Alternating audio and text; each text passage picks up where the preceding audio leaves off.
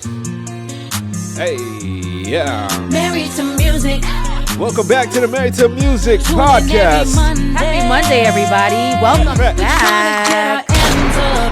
Yay. Music, money, marriage on a Monday.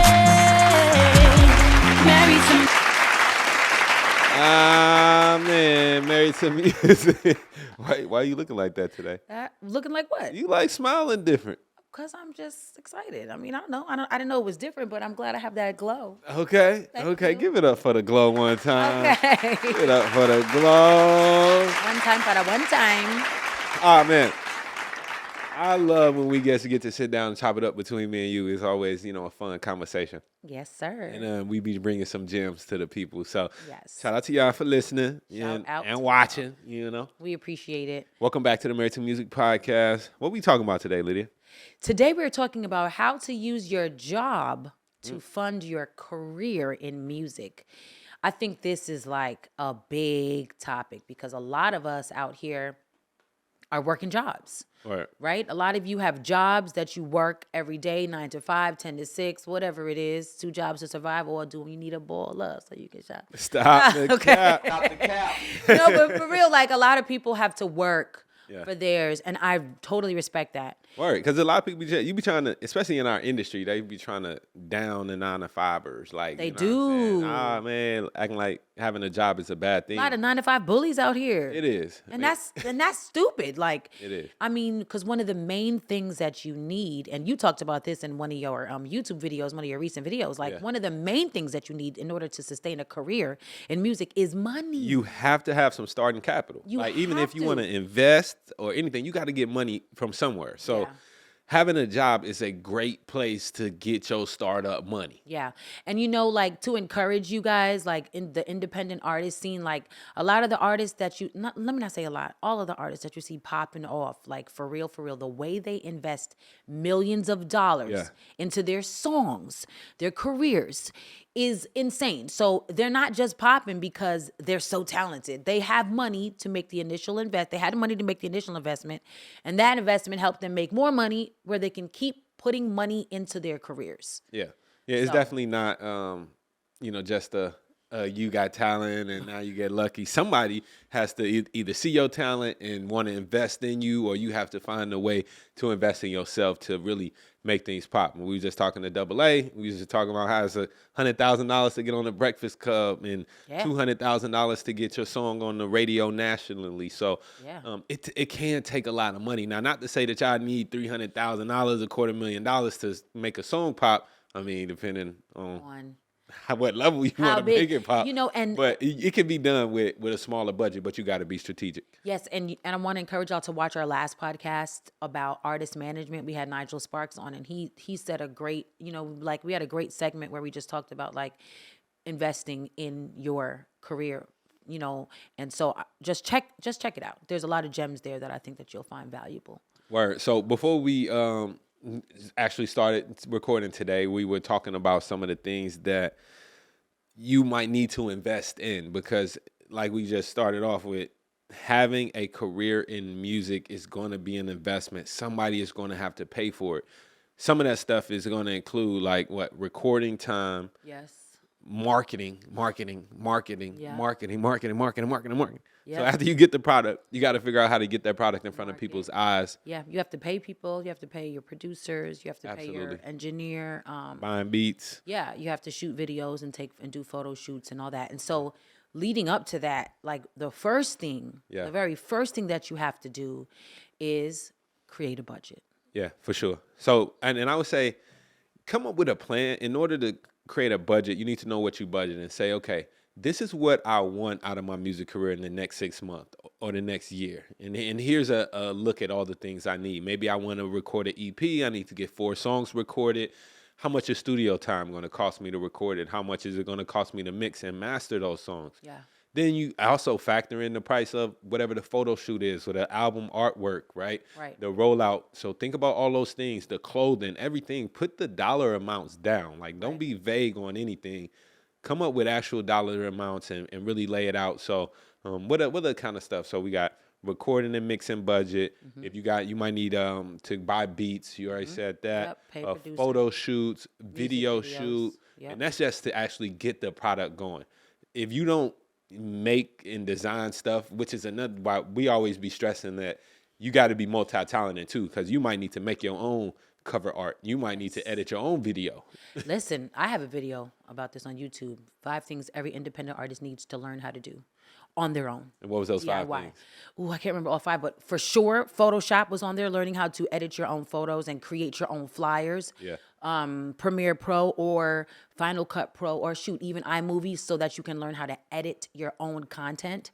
I also put on there learning how to be your own PR. So like writing your own press releases and gaining, because PR can cost Thousands of dollars. Right. Anywhere from $1,500 a month up to $10,000 a month, depending on the level of, of the PR. And the craziest part about PR is What's that? ain't no guarantees, baby. Yeah. So you can literally pay your PR person $4,000 for that month, and that month you don't get no press because it's not up to the agent. Like your pitches have to land at a time where whoever is writing the press needs that press. Yeah. And maybe their press table is full for that month, you know? So it definitely can be really expensive. So when you learn how to do these things yourself, like cold email strangers, like what's going to be in the email, you know, all of those things are going to benefit you and benefit your pockets to do on your own. Especially, and I kind of want to jump in on that PR point for a second, because I was recently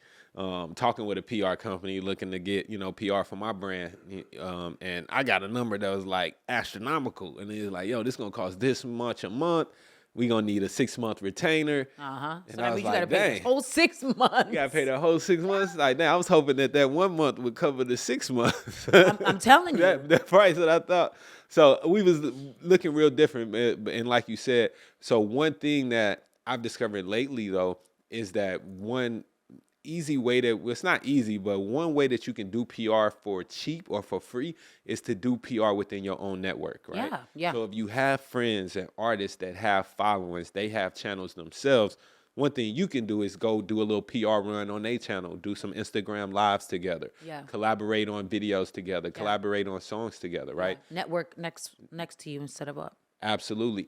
And then kind of create your own press release, because honestly, the PR, they have the relationships, which is good, but you have relationships with creators too. Yeah. You have relationships with creators, so it don't got to be New York Times. No, for sure. Or the Billboard. Yeah. You look at the people that have strong followings and communities that you know personally. Yeah. And approach them to help you with your PR. Absolutely. And people have their own vlogs and blogs and all of that. So you can definitely, like you said, it don't have to be the New York Times, Washington Post. You can literally be on somebody's vlog or blog that has their own following. And that's going to, when you think about it, the whole purpose of PR is to get eyes on you. Yes. No matter how that happens, it's PR.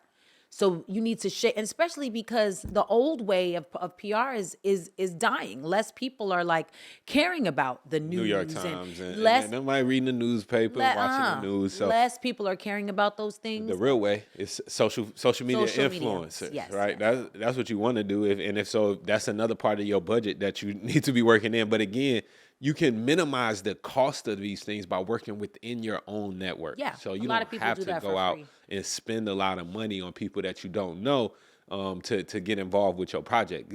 Try to start off with the people that you do know first, that know you. Yeah, great advice. So you create a budget. Yeah. And what does creating a budget look like? Somebody may be like, I don't even know where to start. Like, first things first is you start with your needs, right? So you have a job because you need to eat and pay your rent and all that. So all of that, of course, comes off the top. Your bills, what you need for your groceries and the house, what you need to survive. And then you ask yourself, the big question, what can I cut out? Nobody want to cut nothing down. Stop the cow. You mean we got to go from Class Zoo to 1800? Yes. Oh, man. Yes, sir. Yes, ma'am. You have to like. I was trying to hit the off. Oh, I got it for you. I'm just saying, man. We got expensive taste. expensive taste, but you have to make that sacrifice, right? Yeah. And there are the needs that your money is going to go towards that you can't cut corners on. So you have to cut corners on your recreationals, amount of times that you go out, how much money you spend on DoorDash. Oh man. As opposed to getting a good grocery list at the top of the week and cooking, doing meal prep or something that's going to cost you less money. Yeah. So all of those things, you have to ask the question, how bad do I want this? Do I want to ring the bell more than doggone it, get my EP recorded and put out? And you have to make those choices. It's definitely going to take some sacrifice, Yeah. So having a budget in place, knowing, okay, this is the amount of income that I get every month. This is what I need to actually spend for my living expenses, And like Lydia said, if you have extra stuff in there that you can cut back on because you're going to need money to fund this music career, or maybe you need to pick up a side hustle too. Yeah. Right. But the best way to go about this, and we just said time and time again, is you got to know. You got to have a budget and have a game plan, because a lot of us just go into this thing blind. Yeah. Expenses pop up, and now, you put this money into your music career, and now your lights off, right? Yeah. So we want to avoid those situations. Yeah. And maybe you might even have to humble yourself. Maybe you move back in with your parents for the next year. Listen. If you got that ability. And if you're young enough, Yeah. you can definitely do that and save money. Absolutely. And I want to say something to you guys that I heard at a graduation one time that literally changed my life, because saving can be very discouraging because it takes time. Saving is losing. I'm just saying saving towards your Okay. towards your career, right? It can be discouraging because it takes time to build that pot up. Yeah. And so you say to yourself, okay, well, I'm putting away, let's say 10% of every check, $100 or whatever it is, who knows? And it takes a little bit of time to grow. But you know what? The thing about time is the time's going to pass regardless. Yeah. So it's January. Well, I'm just saying, hypothetically, it's January. By June, by 6 months later, how much money will you have? Do that calculation in your mind and count that money ahead of time. Yeah. Because that's going to be your inspiration to save up until June or whatever. And then when you say, okay, wow, well, then by June, I'll have $2,000 if I do this plan. Realize that if you don't do it, but in January, June is coming regardless. Right. And by the time June comes, if you're so discouraged that you don't take that first step, you're going to be mad that you didn't start now, because the time is going regardless. Learning that really changed my perspective on so many things, because starting is the hard part. Yeah.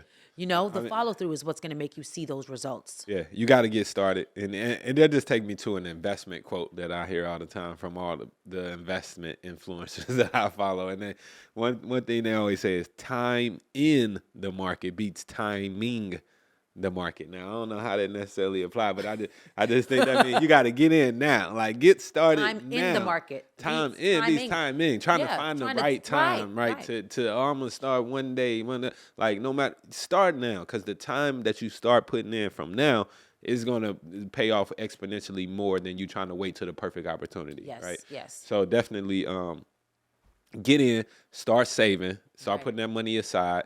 But strategically, because you have a plan and you know exactly what it's going to cost you to do certain things. Right. So if you need to work overtime, pick up a side hustle in order to make these things happen, then definitely I say, it's a must do. Yeah. And then, okay, so now you've been saving. Yeah. You've been taking our advice, and you have a little nest egg. You have a couple $1,000s. Right. What are some of the most profitable things that because the plan is, right, this is an investment. So the plan is to take that $2,000 and make it more than $2,000. Yes, Okay? you got to get a return. You got to get a return. It's not just about, now there are some things that, everything is an investment. Even your photo shoots and all that. The end game is that those are going to bring more visibility to you and, make a return, get you more money in certain areas. And let me just jump in real quick, because having, again, even the photo shoot, the recording budget, the mixing budget, everything that you do, write it down, have these tallies, the spreadsheet, so you know how much you've spent. Yeah. So you know how much you need to make back in order to even be profitable. Yes. Right. Yes. So like, I know we leading towards, okay, we at this moment, but yes, we planned for what we need this money for in the beginning because we got a lot of stuff. But once we have a lump sum of money, what kind of investments can we do that will get us the biggest return? And that return is not always financial immediately. Yeah. It could be a return in a sense of exposure. I know sorry. we hate that's a trigger word. You know, it's a trigger word because a lot of people have manipulated that word and you know they use artists in the name of exposure because I've done gigs where they're like, oh, it's for exposure, and then you get there and ain't nobody there. So I'm being exposed to who booked me. So that can be triggering, but for sure, when you're doing the work for yourself, you can maximize on, okay, listen, I need to make sure that I'm being exposed in a way that's going to be tangible to me. So it's not a terrible word, even though we hate hearing it. But yeah, I mean, because that's exposure is PR. It is. And let me tell you something. I've been doing this for a long time, well over 10 years. A lot of my shows that I did in the beginning of my career in New York literally turned, like for years, I didn't have anybody booking anything for me. I didn't have to. Because one show turned into another show, Every time I got on the stage, there was somebody there who booked me for something else. And that's literally still happening for me. The show that I did in January, I booked 3 paid shows. I mean, in December, 3 paid shows since that show, right? So understand that every time you get on the stage, and I guess this can lead us into one of the first and most profitable investments that you can make once you save up some money is a show. It's putting on a show, for sure. Producing your own show. Yeah. Now, what's some of the steps that you need to actually produce your own show? Can anybody do this? Anybody can do this. It's not that complicated. People make it seem harder than it is. Every time you see a promoter put on something, these are the steps that they take. They find a venue. They find out the price of the venue. They find out the availability of the date. They book the date. So if you have $2,000, listen, there are venues all across this country that you can book. I would say like you can book a venue for $500. It's possible. Or less. Or less. Do not book the venue. That's $2,000. That's not a smart way to invest your $2,000, right? Let's just say that's the number we're working with. You've saved $2,000 up. What are you going to do with it? Put on a show. Book the venue for $500 or less. Yeah. And you're going to come up with an agreement with the venue. It's usually, you know, if you pay this much, you get to keep the door. Or it may be a door bar split. You pay this much, we split the door 50-50, we split the bar 50-50. Whatever the numbers are, make sure that you do the math ahead of time, thinking to yourself, okay, realistically, how many people can I get to come out? Right? There's a little bit of math involved. Not much. You can use your iPhone calculator because if I can do this math, you can. Right. How many people are going to come out? How much are my tickets going to cost? And what is my split with the venue? Right?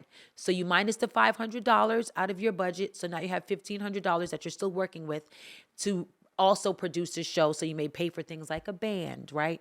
You may pay other artists to be a part of the show. Or you may, if you know you're going to really promote like crazy, you may be able to get some younger, newer, just starting out artists to perform for real exposure. Yep. Yeah. And they will help to pack the place bring too, though. people into the they should place. definitely have. You should Right. pick people that have followings as well. Yeah. All right. So we was talking about how you can calculate exactly how many people are gonna come to your show. Right. Right. And figure out how to get the money, because you know, in our experience, we realized that putting on your own shows is not only a great way to get people out and get exposure to your music and your projects, but to make some money. You can make some money doing that. Yeah, and you know, I want you to think about this because initially it may be, you may like come up maybe a couple $100 because it is an investment, like putting money into a show, right? Yeah. And you may not have to use the whole 2,000. You know, you maybe could just out of the, you know, you have 2,000, maybe just you invest 1,000 in the show. You know, you pay for the venue and you use the rest of the money for your marketing. And even if you only make, because let's say you have 100 people, right? 100 people come to your show and your show is $15, right? That's $1,500 of a profit. What else can you do is make sure that you have some merch at your show or something else at your show to sell to people so that you are making even more money. Yeah. And even if at the end of it all, once you calculate, okay, how much it costs to make the merch, how much it costs to put on the show, even if you only make $200 to $300, right, in a profit, the show itself, I guarantee you, if you do a good job and you produce a great show, is going to open up more doors and more opportunities for you. You may now, if you get it all, like, you get great footage, you put a whole deck together, you can now take this show and take it to a possible sponsor. Yeah. So your next show, you don't have to tell pay them, anything. hey, we had X amount of people come through the door. Yes. Just how many people eyes will be on your product or Yes. whatever it is. So sponsorship dollars can they can help to make your show bigger by like saying, hey, we got free drinks because of Right. our liquor sponsor, or they might even give you money to help buy better venue for Yes. the show or whatever. Yep. So You that can could definitely be possible. Yep. And then you can also there's in-kind sponsorships too, where companies don't give you money, but they give you product. How does this help you? Because now you can put a package together and sell tickets for more money. You can say, if you buy a VIP ticket, it comes with a VIP gift bag. And so you're charging more money for your tickets. So it turns out to be a monetary sponsorship as well. Another thing that you can do with sponsors is give them a few minutes on the mic. Yeah. Let's say, don't necessarily look for like a huge sponsor. A lot of like lawyers, like lawyer groups in your local towns, Yes. they will do sponsorship deals and they may give you $1,500. And remember your network, your friends that have businesses, right? Yes, The mom and pop shops, right? They might give you $50, $100 to come and, have a second to talk about their business or their organization or whatever it is. So again, always start off with your network. When you working with small budgets and you want to do things on a constrained budget, look around you and you will find that there's so many more resources that you're not tapping into. Yeah. Because you're like just kind of thinking about the big picture. Of course, Nike not going to sponsor your first show. Right. Right. It's not happening. It's not. Just So- trying to be realistic with you. It's not. But Nikki's Pickles might. You know what I'm saying? She might, and she might, even if she gives you $500, and now she can get, hey, can I pay you this much and set up a table at your show and be able to sell pickles to my peoples. There's Absolutely. so many ways. Catering, like you can go to a local restaurant and say, you know what, how about you cater some snacks for my event? And they'll probably, in that way you are putting on a better event, right? Yes. So you might not get no money on it, but you put on a better event, which is going to help people remember this. Yes. And that company that you helping, they're more inclined to do it because then that's them being able to market, right? Yeah. Which is another huge point that I want to go into right now is that when you on this pursuit, you should spare no expense on marketing. Spare no expense on marketing because a lot of the problem is going to be that people don't know about you. Enough people don't know about you. Enough people don't know you got a song coming out. They don't know you got this video. You have to spend the money to promote. And be smart about it. When you're promoting a show, right? You're doing a show in your local town or whatever. Make sure that how you boosting your flyer and stuff, you're boosting it in your local region. You do not need to be having a whole boosted post that people in New York and California are seeing a flyer for your show. You're wasting money. You wasting money. Yeah. That may be a time to hire some local PR. Local PR may cost you a lot less than like national PR. So for my show in December, I did a big local PR run where I was on the news and in the papers, and the more people see, and then you share it on your phone. So like a lot of people don't pick up the papers like anymore. But if you do a run locally and you get local press and you're in the paper, post it on your social media. Yeah. I'm in the paper. Go get the paper. It's bringing more awareness and it's going to help to fill the seats because people want to be on a moving train. They don't want to be on a train that ain't moving nowhere. That's a fact. So definitely be smart and strategic. Like your records, you should be marketing nationally, worldwide. Those you can boost all over the place. But when you're doing something local, make sure that you're change them settings. Yeah. Okay? Because every time you get a view or a click, you paying for that. Yeah. So honestly, outside of the recording and the mixing aspect of actually creating the product, right? Because we got to think about when you're a musician, you create a product and then you want to sell that product. Right. everything else outside of the song is marketing. Yeah. Putting on the show is marketing. Shooting a music video is marketing, right? So that's that budget. It can be huge, but you got to think about all the different facets of it, right?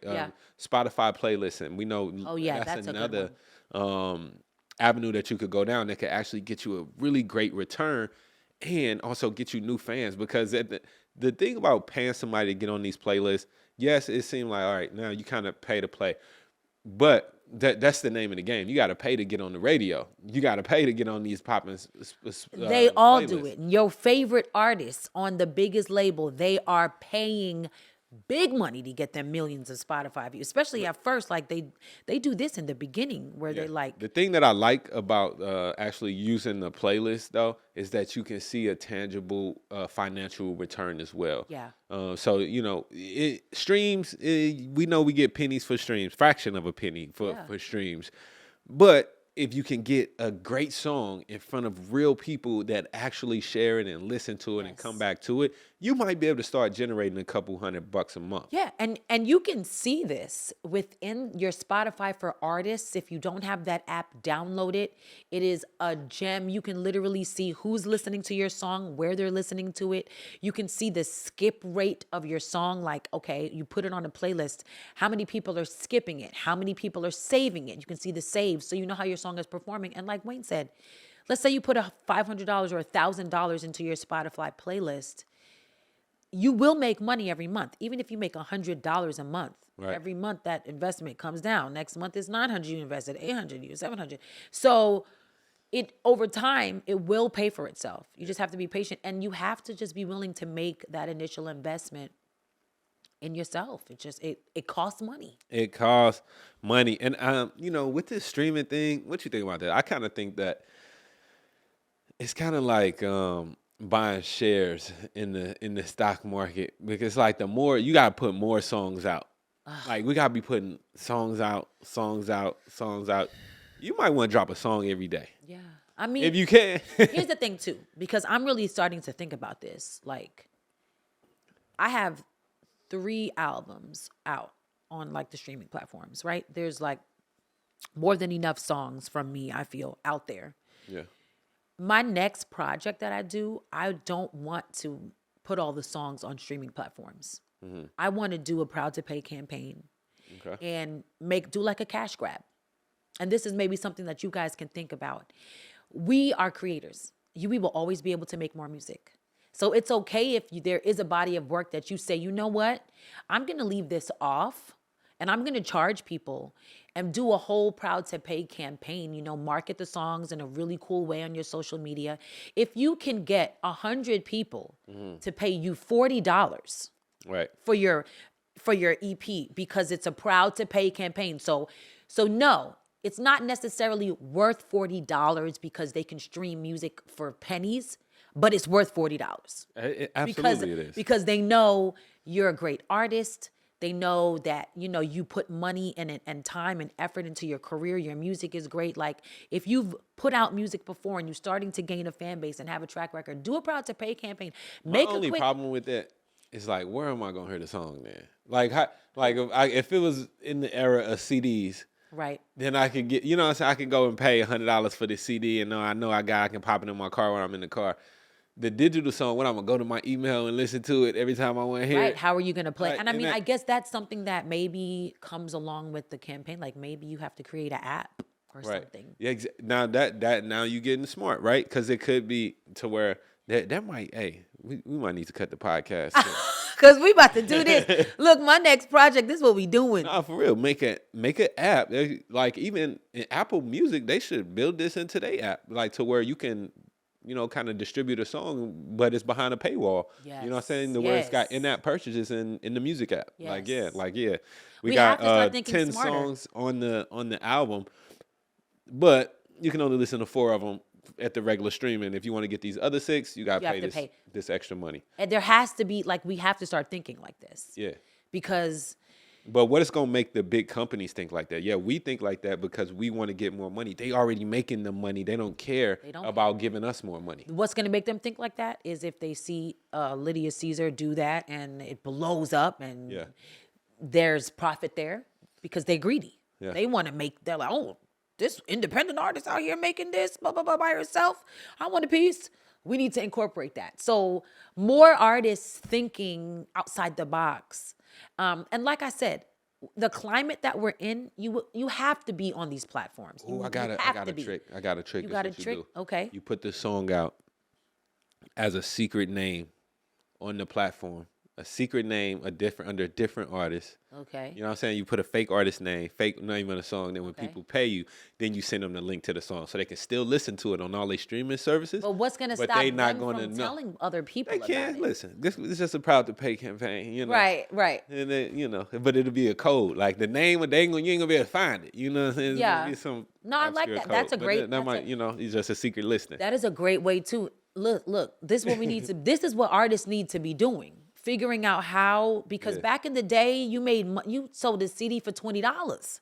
sure. I remember paying for CDs for $20 with the booklet, and you crack open that hard plastic to crack open. It was a whole situation. $30 sometimes. Okay, and the artists made money. Well, a lot of them didn't because they had bad deals with record companies. But if they had a good deal, you actually made money from your songs. To make $20 per listener off of an EP now or album, it's impossible because you're getting 0.0001 penny. And that's why the show is so important. That's why the merch is important. Yeah. But like also too, as musicians and artists, I don't want y'all to get too like caught up on doing merch because yes, it's a supplement, but like I don't want you to be focused on like you didn't turn into a whole apparel brand, right? Versus being a musician. Yes, you can have the merch there, and it is important, but like we ain't come here to buy a T-shirt. We came here for the music. You know what I mean? It's just for me. It's when you have people in front of you. Yeah. Right. There's something called a conversion rate in sales. Absolutely. Right? Where, you have people who come to your store, your website or whatever, and they browse and shop or whatever, and then they leave. When they actually buy something, you have converted them from a browser into a purchaser, right? So you've already sold a ticket to your show. Now you're performing and you have them literally in the palm of your hand. And the thing about people who's already converted, they're more likely to buy again. So you're missing out on money if you don't have something else to sell to them at your shows. For sure. So your merch should be mostly for your live events when you have people in your face. They're in a spending place already. Yeah.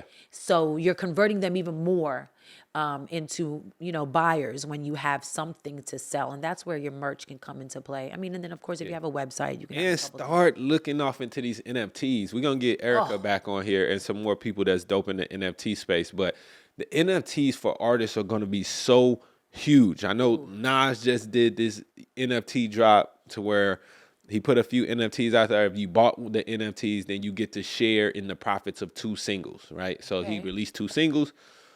The people who own the NFTs, they get to split in the profit forever through the smart contract. So as long as them songs is out, as long as you own the NFT, you have that. Now, what you can do with that as an artist, you can use it to raise money for your project. Say, okay, I'm about to record an album. I'm going to make, 100 NFTs at X amount of dollars. Whoever buy these, y'all get to share. I'm going to take 50% of the profits from the album. Y'all, all the NFT holders share the other 50%. And you cap that, of course, because you can't have, if you take 50, how many people can you have on the other side? So, well, you definitely, you said a certain amount in the beginning. Okay. And that's what creates the value because Right. Because if you're selling 1 million of them, then there's that no money. 50% that y'all sharing ain't going to be nothing, right? Got it, okay. So the value is there based on the cap. So you absolutely will have a limit. Cap. Yes. This is, look, I need to, even Twitter. Yeah. Twitter, when you go on Twitter now, You can put NFT. you could do an NFT avatar. I was like, what the heck? Yes. I was like, yo, we need to have an NFT expert on within the next 2 For sure. episodes. And then all of like Instagram, it's coming everywhere. Because remember, NFTs, especially in the art form of NFT, is just digital swag. It is a Gucci belt. It is, it's a Picasso on your wall. It's a flex. It's a digital flex, right? Okay. So by Twitter saying, hey, now you can use an NFT as your profile picture, right? That's just letting people know, oh, you the man over here with the Bored Ape NFT worth $500,000. Yeah. Wow, y'all. Okay. So this where we are. For sure. As far as using your job, make sure that we touched on everything to fund your career. Yeah. I think that we pretty much kind of like touched on all the steps so that you can start today, putting your nest egg aside and putting it back. You know, everything that you make, put some of that money back into your career. Should be it's never ending. Constantly investing and calculating your returns when it comes to funding your career. Word up. Now you want to switch gears now? It's transition. To I ain't never been with a baddie. Yeah, Eric came up with a concept for us today. He was like, you know what? We should talk about 5 ways to get a baddie. 5 ways. That's the top 5 ways to get a baddie. 5 ways to get a baddie. Wow. There's a lot of people out here looking for love. Yeah. You know, I have friends that are, you know, single, and they say it's hard out there. They say it's hard. It's hard in these streets. They're like, look, if you have something good, don't let it go, because it's a jungle out here is what I hear. It's the Wild Wild West. It's the Wild Wild West. And I think that being single is great, you know, for seasons of your life. So if you are in the single season, I would say to love that and enjoy that. But if you've been in a single season for 5, 10 years, you know, you may be tired of it. It might not be a season. It's right. This is a lifestyle, and I'm sick of it. So we're going to talk about some ways that you can find the one. How to find that one, you know, if you looking for that one, what might help you increase your odds of finding the one. Wow. Okay, well, first thing I'm going to say for the women out there is men like to feel needed. So I know there's like the independent, I don't need no man campaign going on. You go, girl. But if you're out there like that with that type of energy, right? With that type of wall of, I've been single for all this time, I don't need you, I'm gonna go out on a date with you, but I don't need you, that can be a turnoff and off-putting out the gate. And I find that that energy is rampant out here. And it doesn't mean that you don't need a man if you're just soft and more vulnerable. You know, it doesn't mean that you need that guy who you're on a date with or whatever, but you have to understand like the psychological aspect of things is, you know, men are providers, and they want to feel like you need them in some sense. And I do need you.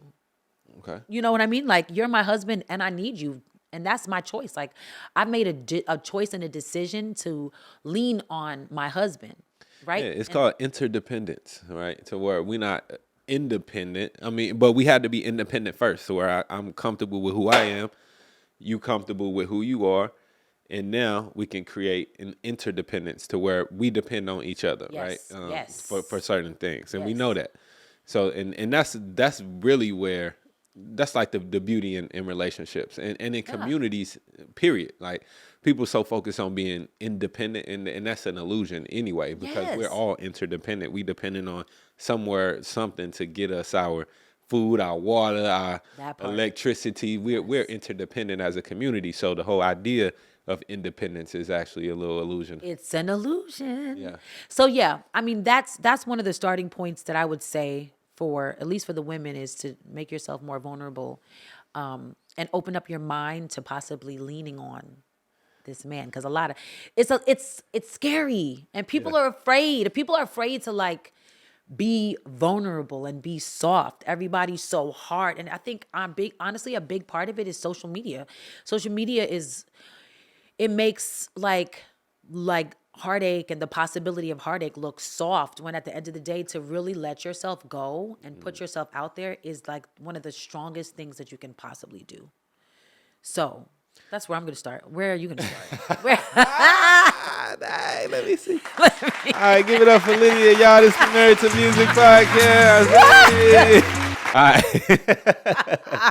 All right. So what's the question again? I'm just saying, like, just give a tip or something that you think is like a good way or starting point for good way. I would say to confidence. leading with confidence.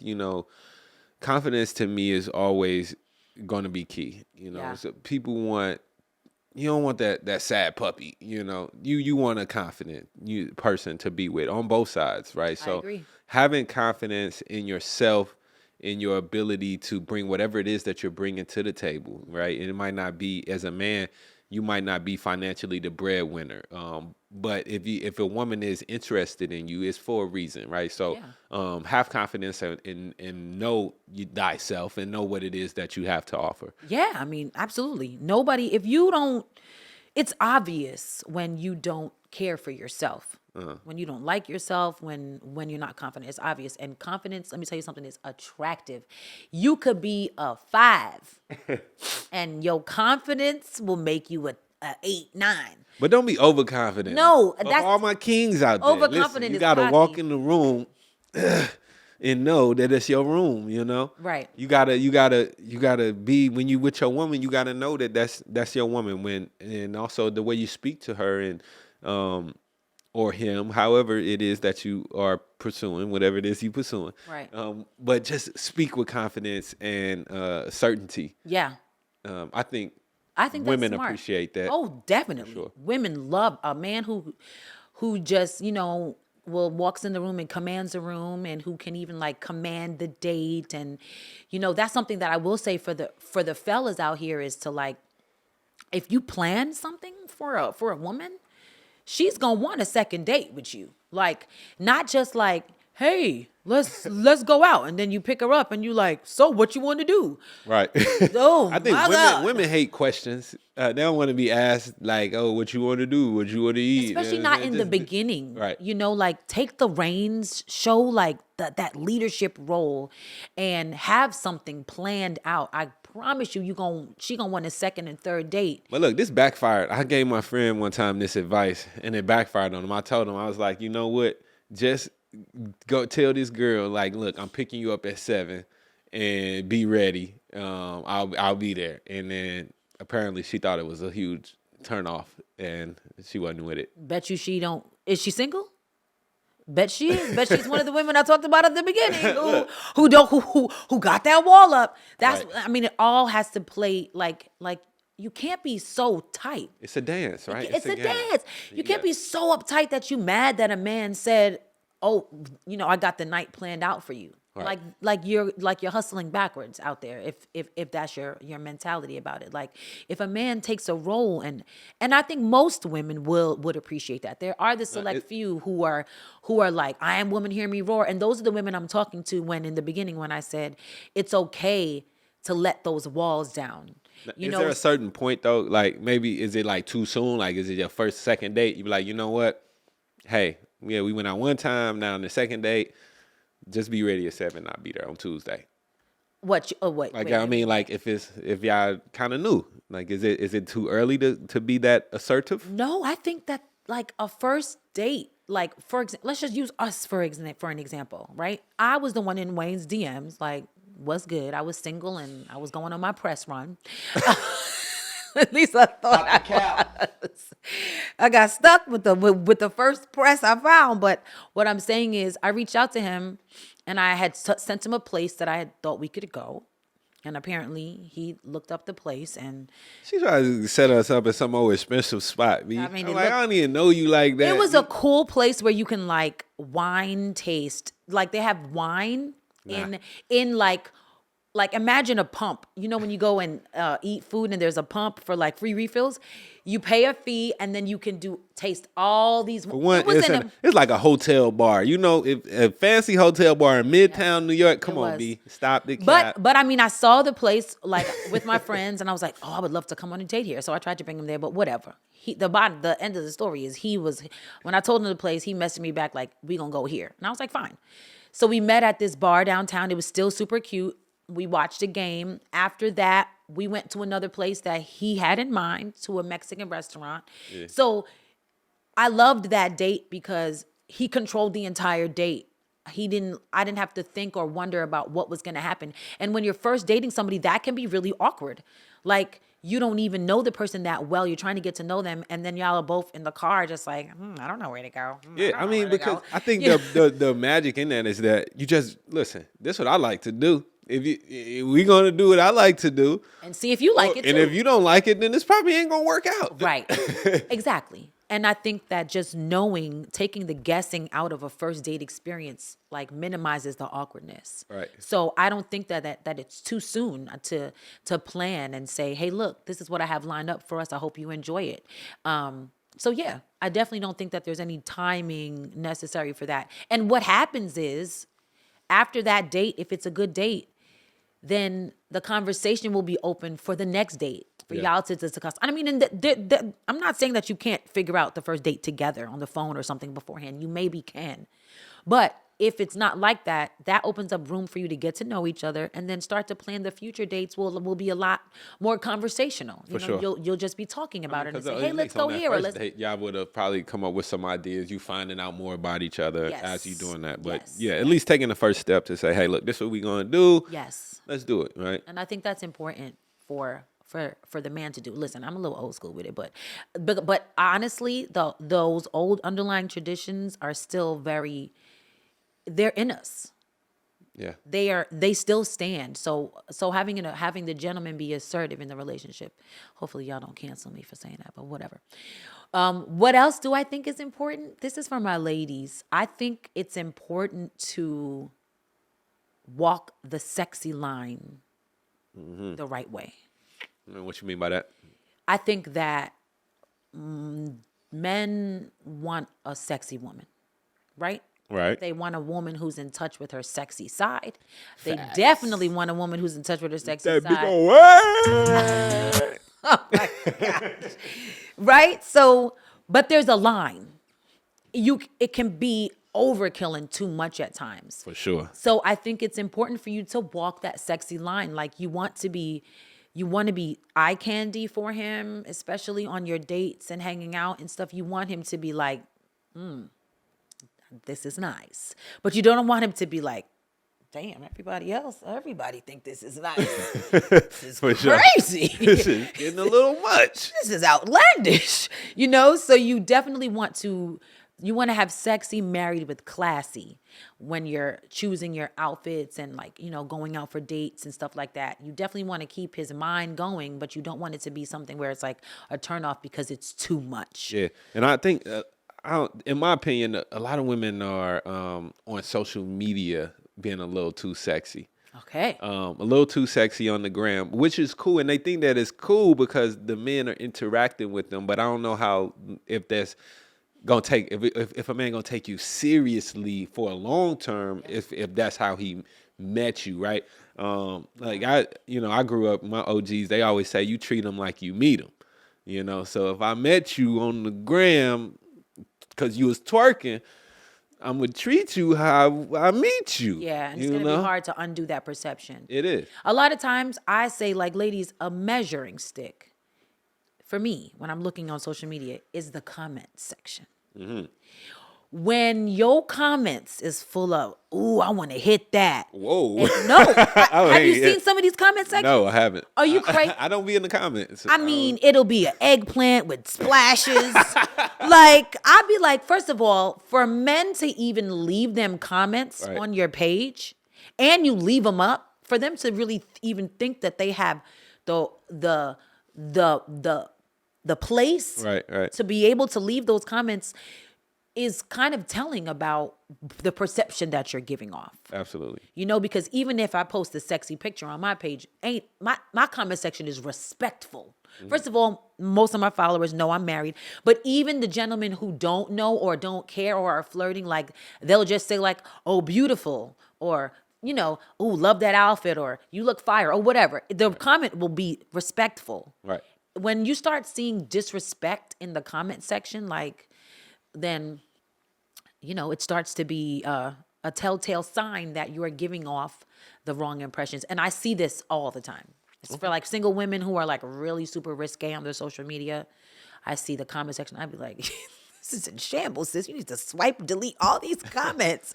So I would say that that's a good way to tell. Okay. If you're not sure. Am I doing too much on the gram? It's hard to tell. It ain't that hard to For tell. some women, it is. If every time you turn the camera on, you gotta turn around. No, that's a problem.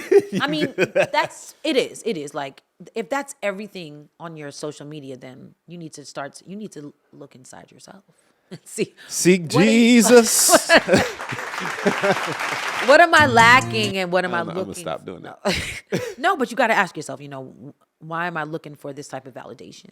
And it's not, look, I'm all down with the woman empowerment, so you might just want to be expressive and express yourself. But that just might attract a certain type of man for you.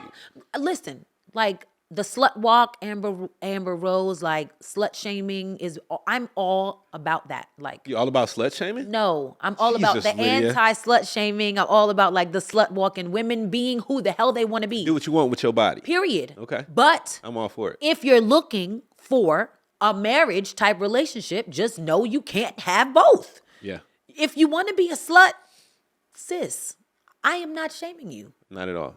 Be a slut and be proud of it and own it and do whatever that word even means. They want to call you a hoe. Who cares? You like to have sex with a lot of people, do you? But if you want to be married and you want to be in a relationship, then the two don't match. Now, a lot of people like and advice that people give a lot of time is that you got to know what you want, and I think that's kind of misleading a little bit to tell people you got to know what you want Make a list. Yeah, but I think more important than knowing what you want is being open. Because I feel like if you come in too rigidly, I want this, I must have this, you're going to be looking for somebody to check off all these boxes for you. Yeah. And then trying to change them if they not, or, trying to figure out what's wrong with really just being open and accepting to what feels good to you, I think is more important than knowing what you want. I agree. And I also think though that you can do both. Yeah.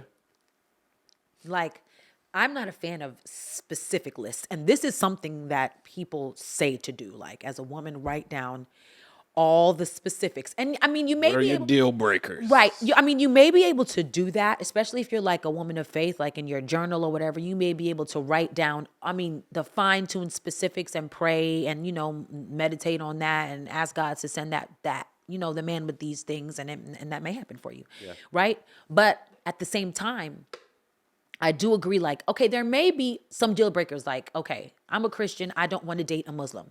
I'm not going to open my mind to that because that may be a deal breaker. Or it may be like, you may want to date your race. Like, as a black woman, you may want to have black kids and keep the blackness going. That may be a strong deal breaker for you. Now, are you possibly cutting out people that could come into your life because of those things?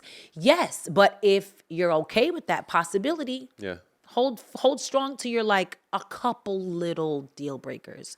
But at the same time, be open to other aspects of things in the relationship, I don't think it's such a bad thing to have some absolutes that you hold on to. It's, kind of what makes you who you are. But I do think you still need to also be open, date around, and see. You never know. Yeah. You may change your mind. Word up. And I will say too, that when you first kind of getting into relationships, maybe not take it so seriously. You never want to be in a position to where Yes. you are feeling needy, right? Or Putting that pressure you trying on. to put the pressure. I'm trying to get married tomorrow. Damn. That's a big Yeah, one, ladies, chill. because y'all be doing that. I think it's the one. I'm like, sis, don't scare him off now. It's only been a week, bro. Yeah. Have fun. Have fun in the beginning. Definitely. Don't put too much pressure on yourself. And I feel like that happens a lot of times if you find somebody that you do really like. Yeah. You hit it off and you did have a good date. As a woman, especially, it's been a long time and you finally meet somebody, you may be quick to start to have those princess dreams of oh my God, could this be the one? What am I going to wear for our wedding?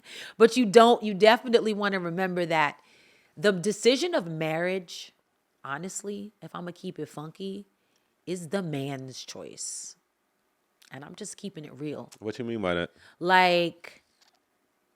We ready. I'm just being, most women are ready. Uh-huh. Y'all are not. And so that's why you see this fight back and forth a lot of times, like a woman who's like, hey, it's been all these years and why he won't marry me? It's very rare to see a man like, why she won't marry me? Like we don't, it's just one of those things that is off balance. Like the woman is usually the one who's ready and the man is usually the one who's not. Remember, there are no absolutes. You may know a guy who was ready and she wasn't. Okay, cool. They're definitely the lesser percentage in this situation. So for a woman, when a man is ready to marry you, you're gonna know because he gonna let you know. If he hasn't let you know, he's probably not ready yet, and don't rush him because it's not gonna work out in your favor. And that's why I said that at the end of the day, I feel like the decision is more so on the man's side of things. I can feel that. I feel that. But be yourself, be friendly, explore, make sure that you're attractive. I mean, look, that means just take care of yourself, groom yourself. Exactly. Like be attractive. Yeah, that's major. Yeah. Like, and attractive, the eye beauty is in the eye of the beholder. So who knows who you'll be attractive to, like just based off your looks, but you can be attractive to everybody if you're well kept. Yeah, your well intellect. Dressed, yes, absolutely. Your personality, you know who you are. You love yourself. You love yourself. Loving yourself is attractive. Yeah, I mean, and when you genuinely love yourself, then you do things that take care of yourself, and you build your own self up, right? You get smarter, you get healthy, you start finding the right financial things that you need to do in life to really love yourself and take care of yourself. Love yourself is not a feeling, right? Love yourself is definitely a action. Yeah. So like it just takes doing certain stuff. Yeah. Absolutely. I think that's a good ending point. I think so too, man. Yes. Shout out to everybody that's out here tuning in with us today. We'll be back next Monday for the American Music Podcast. Hey, if you find somebody based on this podcast, please tell us. Hey. We some matchmakers today. Hey. We trying to get our M's up. Yeah. Money marriage on a Monday. Shoot him on the way out.